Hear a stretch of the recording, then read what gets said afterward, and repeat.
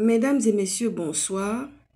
Je viens ce soir, je m'invite dans le bureau du président de la transition, qui est le bureau du peuple, qui est un bureau qui appartient au peuple gabonais et qui appartient aussi à la concitoyenne que je suis, à la citoyenne que je suis de ce pays.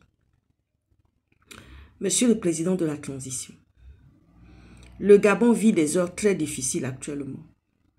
Une insécurité, il n'y a ni développement avec insécurité et couvre-feu. Couvre-feu ne veut pas dire développement. Couvre-feu veut dire insécurité. Couvre-feu veut dire difficulté d'apporter des réponses au niveau de la sécurité d'un pays. Donc, une insécurité s'est installée au Gabon et vous n'ayant pas les moyens de pouvoir faire face à cette insécurité, vous avez de facto installé un couvre-feu.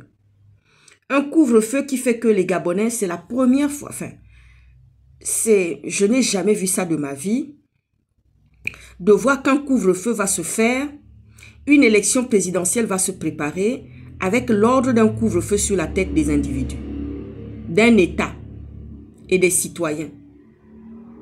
Quand je vois les Gabonais voter avec beaucoup d'émotions, des lois, des constitutions, des référendums, je me dis mais c'est grave. Les Gabonais savent quand même que s'il y a un problème demain dans leur pays, ils n'ont pas d'endroit où aller s'installer. Ils n'ont pas d'endroit où aller poser leur tête à la belle étoile. Aucun pays ne pourra les accepter. Ils seront même la proie et ils feront l'objet même d'élimination. Parce qu'il n'y a aucun pays qui peut supporter les Gabonais. Et ça, je ne sais pas pourquoi. Parce que moi, je vous dis une chose. Nous, on supporte les étrangers. Nous, on prend les étrangers chez nous. On accepte les étrangers chez nous. On va même faire des enfants même avec les étrangers. Et on entend même parfois des Gabonais, des Gabonaises disent « Oh là là, les Gabonais sont insupportables. Les Gabonais ne sont pas de bons maris. » Bon, ça c'est vrai qu'ils ont une particularité de ne pas être fidèles, de ne pas être des bonnes personnes. Mais nous aimerions que la génération de nos enfants n'ait pas ce crédit, ce discrédit-là sur la tête. Du style, ce ne sont pas des bons maris, du style, ce ne sont pas des bons frangins, ce ne sont pas des bons membres de famille, ni des bons oncles, ni des bonnes tatas.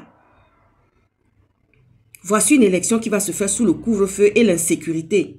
Monsieur Oligui, c'est à vous j'en appelle à vous parce que vous n'aimez pas les insultes. On ne vous insulte pas. On vous parle avec vérité. Je viens de voir la vidéo de mon frangin, Monsieur Wilfried Okumba.